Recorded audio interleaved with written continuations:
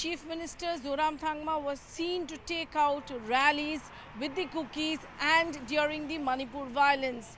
He actually advocated for the Kukis out there and also gave shelter to the Kuki people in Mizoram. But that really did not pay him for his election. Though the people of Mizoram really feels for the Kukis and the Kukis are the Mizos in the Mizoram, but really Manipur would have been much more effect. Manipur campaign would have been much more effect in Mizoram. That's what MNF thought. That's what we are getting it from the sources on ground. But on the other hand, the fact that MNF did not do well as far as infrastructural development is concerned, as far as other factors are concerned, as far as central fund utilization is concerned, that is why MNF failed. It was a fight between MNF and ZPM, and we saw that ZPM came out with flying colors just because they spoke more about the people's issue there, the underdevelopment there, the not using the central funds there. Both the parties are regional parties and both the parties fight with the identity politics. But the point is, on ground it is seen that ZPM came up with a very young team and they went from the rural areas to the urban areas.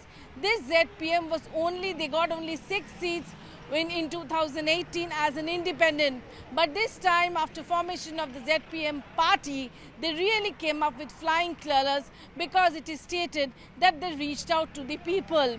On the other hand, the national party, both the parties, Congress and BJP, did not do well because they were not supposed to do well.